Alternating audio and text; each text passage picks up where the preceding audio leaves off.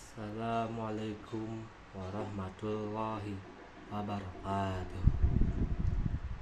Innal hamdalillah nahmaduhu wa nasta'inuhu wa na'udzu min shururi anfusina wa min sayyiati a'malina. May yahdihillahu fala mudilla lahu. Asyhadu an la ilaha illallah wahdahu la syarika lahu wa asyhadu anna Muhammadan abduhu wa rasuluh. Ya Nabi ba'da. Ya ayyuhal muslimun ittaqullaha haqqa tuqatih wa la tamutunna illa wa antum muslimun.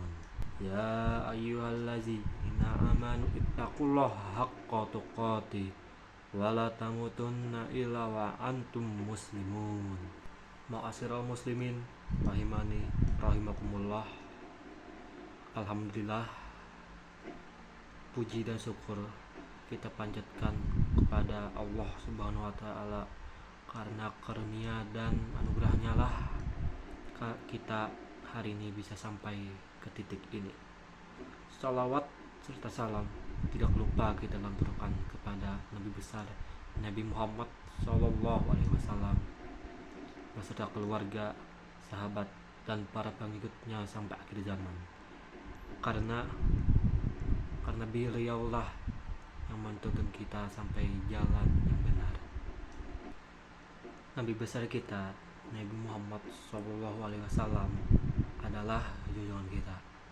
Hati beliau sangat lembut, tidak keras seperti batu. Beliau sangat ramah kepada muslim maupun yang tidak muslim. Karena beliaulah suri dan tauladan bagi kita semua umat Islam sampai akhir zaman. Keras hati sudah dijelaskan dalam Al-Quran, terutama pada surah Al-Baqarah ayat 74. Di situ mengatakan bahwa hati manusia bisa lebih keras, bahkan lebih keras daripada batu yang isinya adalah air dan sungai-sungai yang mengalir. Keras hati dapat disebabkan karena banyaknya kita berbuat dosa. Selain dosa, kurangnya lisan untuk berzikir, bersolawat kepada Nabi juga dapat menyebabkan hati kita menjadi keras seperti batu. Nabi Isa alaihissalam telah mengatakan bahwa orang yang tidak pernah mengingat kematian dan tidak mengingat beribadah, maka hatinya akan keras seperti batu. Rasulullah SAW juga bersabda bahwa di antara yang membuat keras hati adalah melakukan hal yang sia-sia. Lalu, bagaimana cara melembutkan hati yang keras? Cara melembutkannya adalah dengan berbanyak bersyukur kepada Allah Subhanahu wa Ta'ala. Karena bersyukur ini penting. Jadi hati kita itu bisa menjadi lembut kembali, karena bersyukur merupakan salah satu hal yang disukai Allah. Meskipun kecil, tapi bisa berdampak besar. Memperbanyak sholawat dan zikir juga bisa melembutkan hati kita, dikarenakan sholawat dan zikir adalah ayat atau sebutan yang mengandung nama Allah dan nama Nabi Muhammad, sehingga ketika hati kita mendengarkan atau merasakannya, maka hati kita bisa menjadi lembut. Kita bisa memaknai kehidupan yang lebih mendalam jika hati kita tidak keras. Dengan hati yang lembut, maka hidup kita lebih banyak bersyukur, bahkan hasil pun bisa kita buat untuk bersyukur.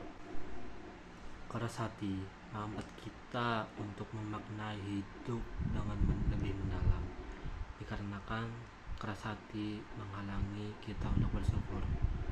Bahkan keras hati bisa membuat kita untuk malas beribadah, membaca Quran, bahkan bisa menyebabkan seseorang itu mendapatkan dosa yang besar. Dikarenakan keras hati ini adalah sesuatu yang bisa terjadi pada manusia dikarenakan kurangnya iman di dalam hatinya. Orang yang hatinya keras bisa menjerumuskan orang itu dalam kemunafikan. Sangat berbahaya. Orang yang munafik pasti hatinya keras seperti batu. Orang yang munafik berpura-pura untuk menunjukkan keimanannya di hadapan semua orang, padahal di dalam hatinya terdapat kekafiran dan keingkaran kepada Allah Subhanahu wa taala.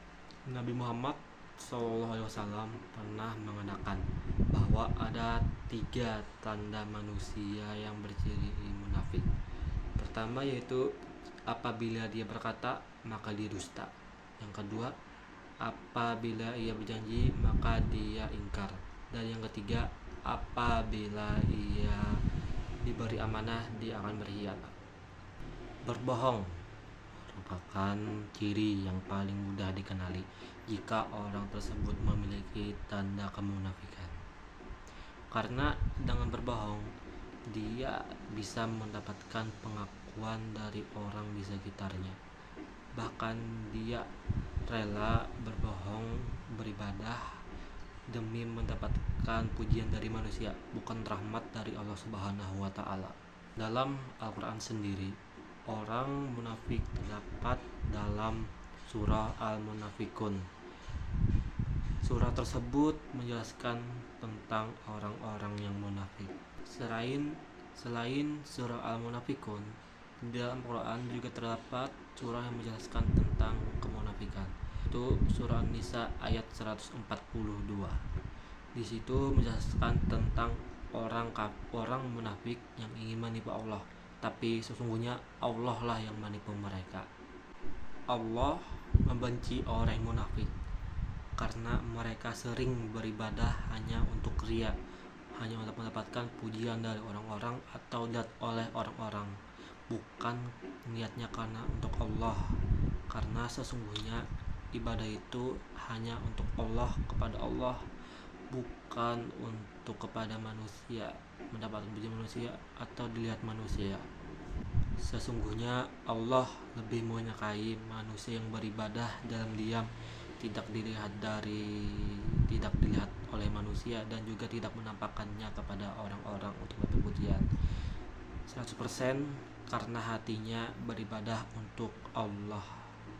Munafik ini merupakan sifat yang sulit dihindari karena selain dari hati manusia juga terdapat campur tangan setan yang menghasut manusia untuk selalu melakukan hal-hal yang termasuk kemunafikan. Sifat munafik yang ada dalam hati manusia bisa membahayakan diri sendiri maupun orang lain. Karena sifat munafik ini menimbulkan banyak masalah seperti fitnah, perpecahan, dan ketidakpercayaan terhadap sesama muslim. Sifat munafik yang ada pada dalam diri manusia bisa disebabkan karena lemahnya iman. Lemahnya iman bisa mendorong manusia tersebut untuk selalu berpura-pura dalam beribadah. Selain lemahnya iman, mementingkan hidup di duniawi juga mendorong manusia untuk berbuat munafik. Dikarenakan mereka tidak peduli dengan akhirat, hanya peduli dengan duniawi, mementingkan duniawi karena di sanalah mereka bisa menampilkan rasa berpura-puranya. Munafik bisa merusak akhlaknya seseorang. Akhlak orang yang dulunya bagus bisa menjadi rusak karena sifat munafik. Cara menghindari sikap munafik adalah dengan bersyukur kepada Allah Subhanahu wa taala. Kenapa saya selalu menyebutkan bersyukur? Karena bersyukur adalah salah satu cara untuk menghindari diri dari kemunafikan dan segala cobaan dari Allah. Bersyukur merupakan kunci dalam hidup untuk terlepas dari semua cobaan yang diberikan oleh Allah. Karena Allah memberikan cobaan untuk mentes para hambanya bagaimana cara mereka bersyukur atas cobaan yang mereka hadapi. Berbicara tentang cobaan, Allah sering menguji hambanya dengan cobaan yang diberikannya. Bahkan cobaan tersebut bisa membuat hamba Allah menjadi orang yang munafik. Meskipun cobaan yang diberikan Allah sesuai dengan kapasitas manusia tersebut, cobaan bisa dirasakan manusia berat karena kan setan yang menghasutnya. Besar atau kecilnya cobaan yang dihadapi oleh seorang hamba, cobaan tersebut sesuai sudah dengan kapasitas manusia tersebut, tergantung bagaimana tingkat keimanannya dan cara mereka menghadapi cobaan tersebut. Salah satu menghadapi cobaan yang berat atau kecil adalah dengan bersyukur. Sekali lagi adalah bersyukur. Dengan bersyukur kita bisa meringankan cobaan yang diberikan Allah kepada kita. Karena bersyukur kita bisa melihat pandangan yang lebih luas tentang duniawi.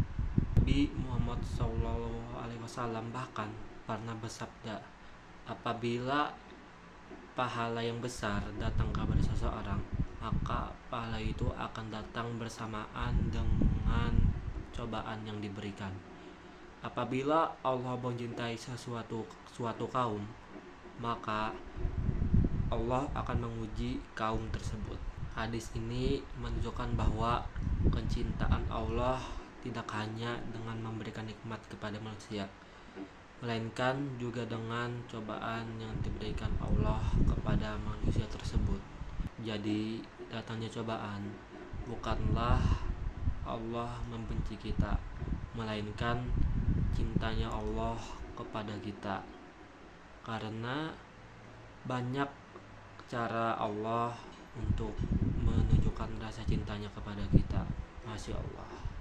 Di dalam Al-Quran, khususnya surah Al-Anbiya ayat 35, Allah menjelaskan bahwa sesungguhnya Allah menguji seseorang dengan kebaikan maupun dengan keburukan.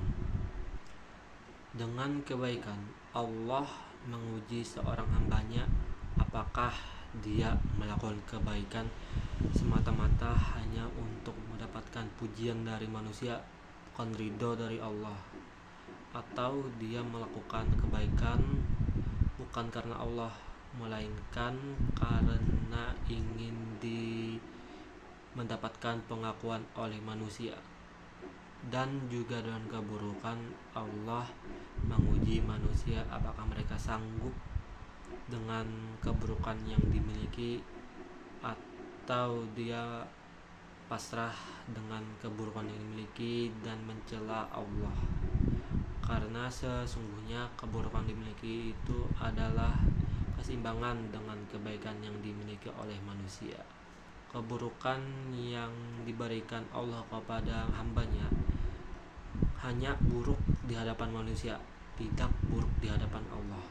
Karena sesungguhnya Allah menciptakan manusia itu dengan sempurna, tidak ada keburukan. Dan buruk baiknya seorang manusia hanya bisa dinilai oleh Allah Subhanahu wa ta'ala. Dalam hidup, manusia tak bisa terlepas dari cobaan yang diberikan oleh Allah. Karena dalam pandangan Islam, cobaan itu pasti akan datang diberikan oleh Subhanahu wa ta'ala kepada hambanya.